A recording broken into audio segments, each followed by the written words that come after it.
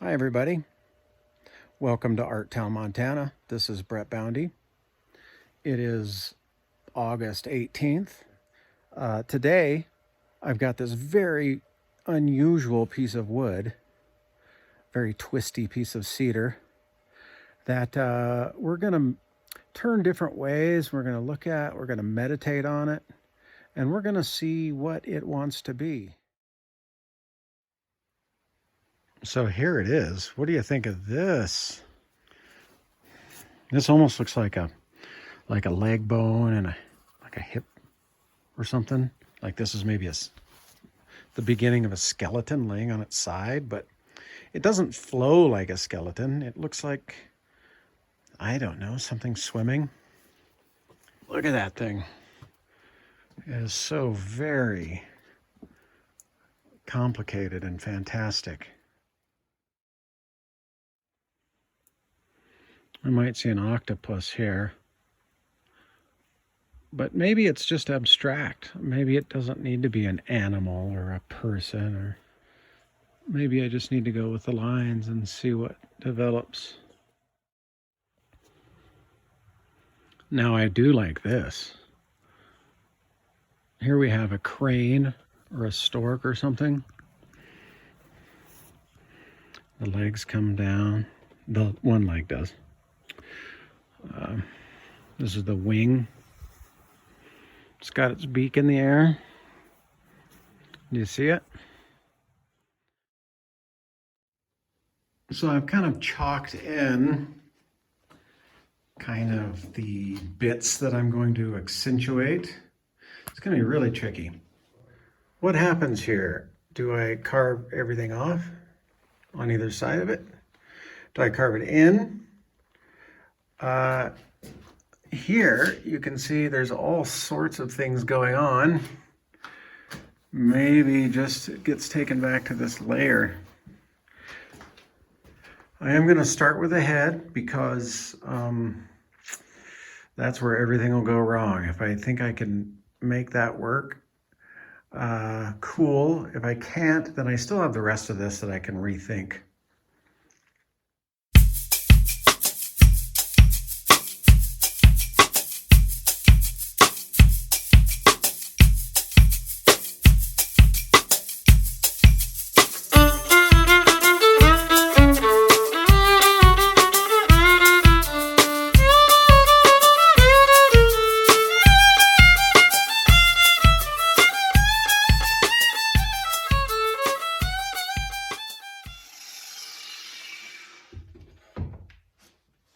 So we may not leave it like that, but this is kind of interesting, isn't it? The way it blends from the grain to the patina. I think I'm going to pause for the evening and just think about this.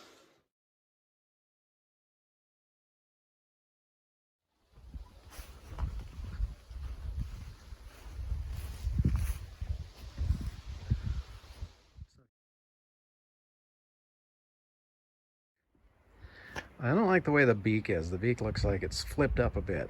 Looks like, you know, when Daffy Duck gets hit in the face with a shovel and his beak gets smashed up. So I'm gonna have to bring this down a bit to make it right. And it's gonna be exciting because of this splits and rotten bits. I am gonna remove this. It looks like a brace or something. It's too straight, it doesn't flow. So that's gotta come out. Let's get to it.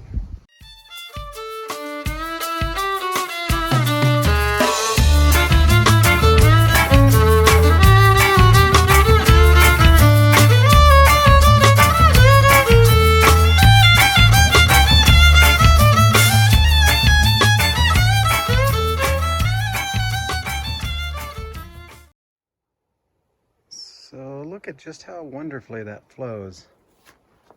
until you get to the beak where his head is exploded.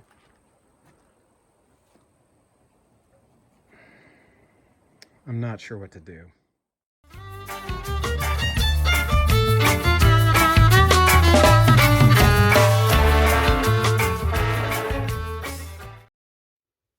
Okay, I'm gonna see if I can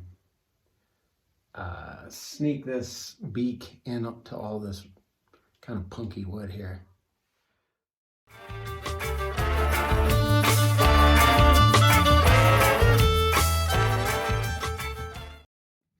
Am I gonna have to take this big lump of stuff off? Would it look better?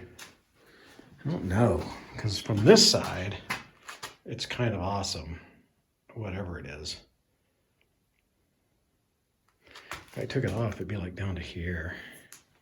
And we might be sad. So I took this down to here. This kind of creates a, you know, the split, I guess, the half and half. I seem to be making another piece in duality. It seems to be my fate in life.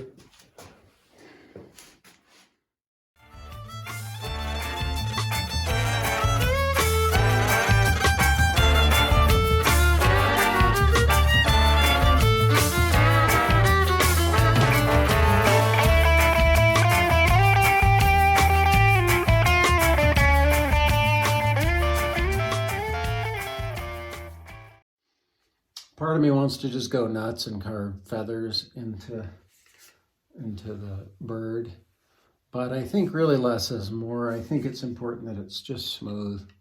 It's all flowing lines. Feathers are just kind of mess with that. It's interesting. Birds are more difficult than I thought. They're such a simple, they appear to be so simple, you know, compared to a person, but I don't know. I've studied women a lot more than birds, apparently, because I kind of know their curves, and I don't really know birds. It's good for me.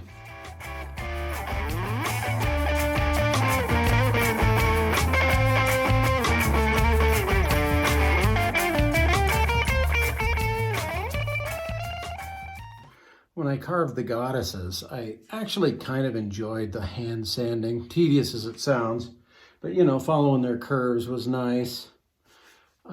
Again, I sort of like the way women are shaped. I have just always sort of appreciated that.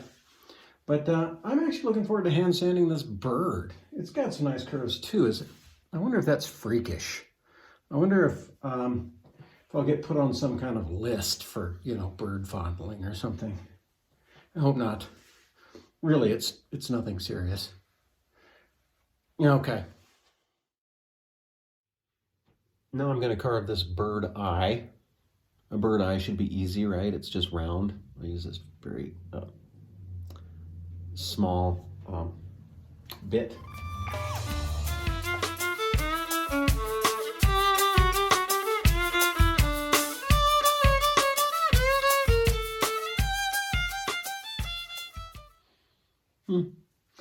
Bird eyes aren't just round though. They look like they're flat on the bird's head, but they actually face forward just a little bit. The head comes in this way, so we're gonna kind of angle it forward just a little. We're not gonna get too hung up on bird, what is that stuff called? Anatomy, bird anatomy. Okay. So here we are for today. I think the eye is sufficiently beady. It's kind of this little channel for forward vision, you know.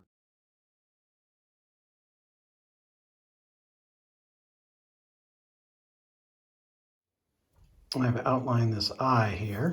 It's gonna look cool if there's enough room for it. There's this hollow place that might go back in. So I might have to carve this, and then I'll hit a hollow spot and then carve it again. And it'll just change the shape of the head of this creature as I work, depending on what happens.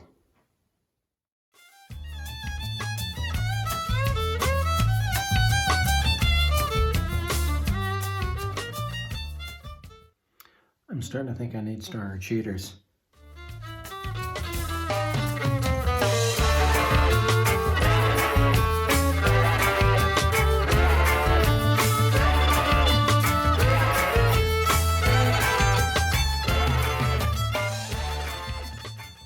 I didn't show much of that work because I thought it was not going to work out.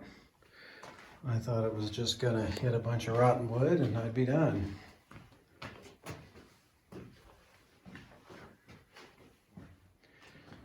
This looks like a goiter to me. He looks like a pelican maybe. It's just kind of weird. I'm going to take it down with this. There are more aggressive things in the world, but you know, this is more aggressive than a sander, less than a chain wheel. So yeah, let's have at it. I'm going to knock this out, make this a little bit less, pull his neck in just a little.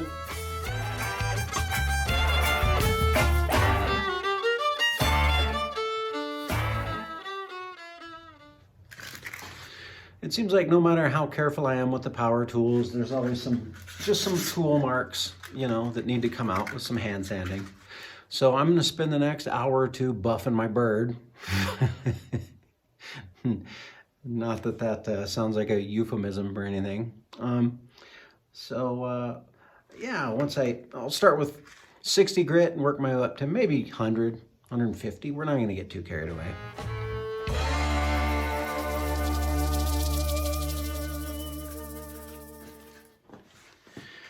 So if you want to imagine me just doing that for an hour or two, let's just play it that way.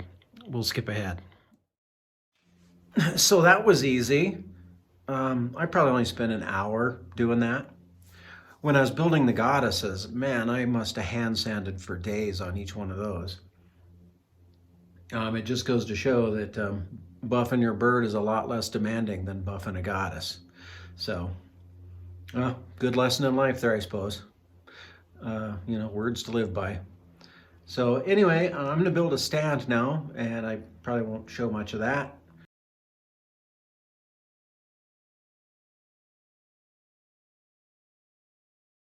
And I'll drill a hole up inside, up under the bottom part of it, so that the rod fits up kind of in his belly. And we'll see in a little bit. I always save the risky part for last. I've got to take this drill bit and drill to that black mark right there. In there, the right angle, without breaking through.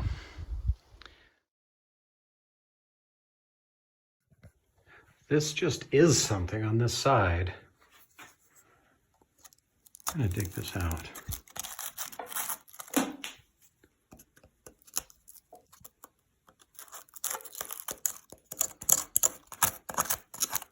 It's quite a cavity.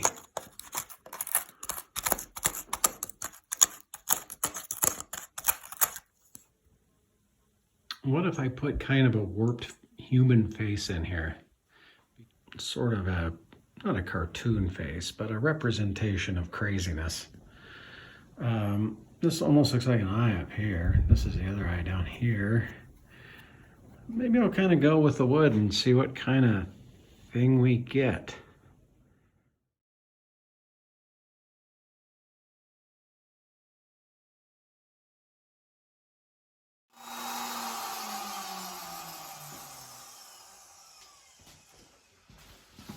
So I've never really carved a dude's face before. Did I already say that?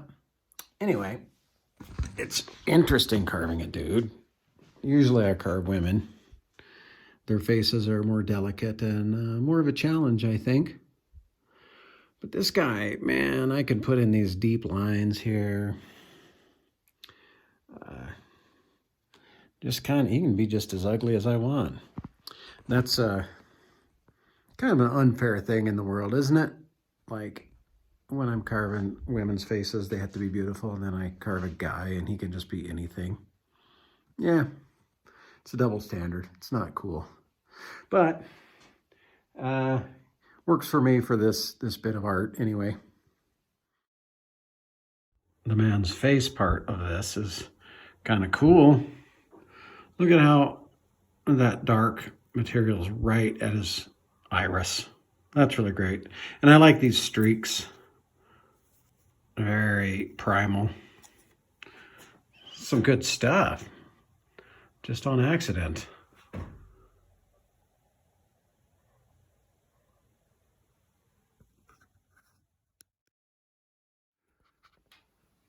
On the serpent side, I've started putting in scales. Is that worth it? Or am I just buffing the bird, so to speak? I was gonna bring these scales in around the eye, up around the nose, and down, just to sort of draw the eye, I guess, to this side. You don't want to draw the eye too much. I kind of want to let people discover things. Well, I'm gonna keep making scales and see what I think.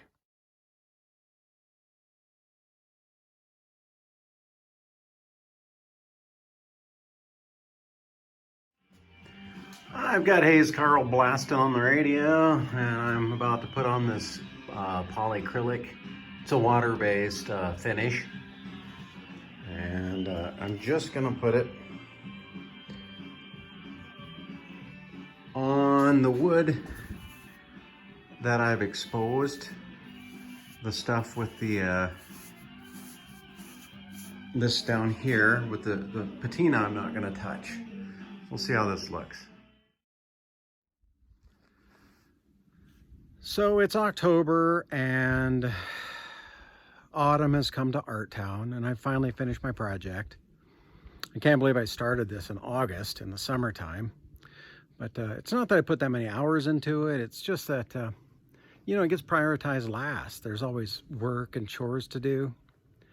But even though it does get prioritized last, I still feel that artwork is super important to me.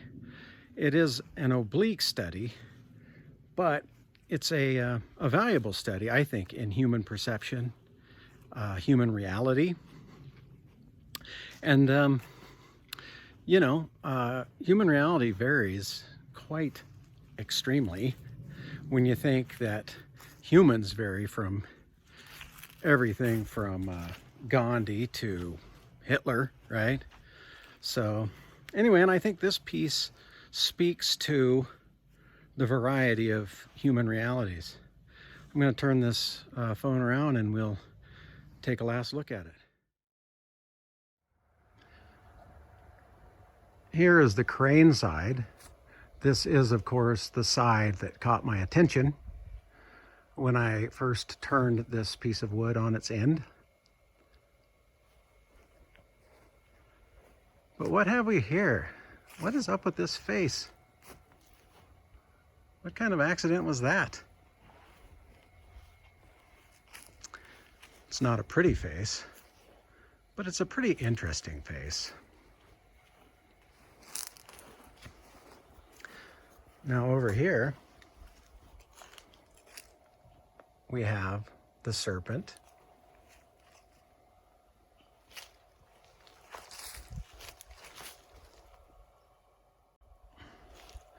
This piece is really about perspective, isn't it?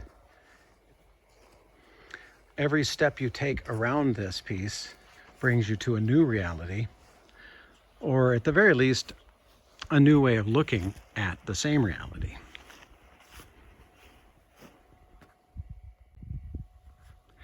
It could be about politics, couldn't it? Some people only see this face.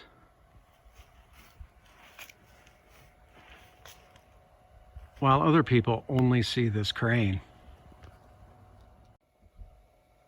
Of course, the crane people and the face people hate each other because they know that the other side is completely out of their minds. And then, of course, you have the serpent people, and everybody discounts them because they're clearly nuts. I wish that people could just take a step back. And this works for religion and culture just as well as politics. But I want people to look at reality like this.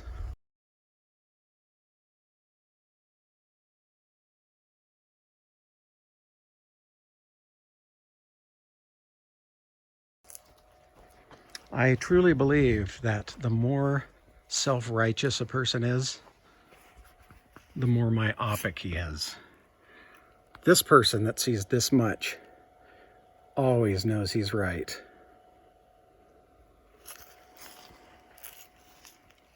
So does this person. You just can't know everything unless you have a tiny perspective.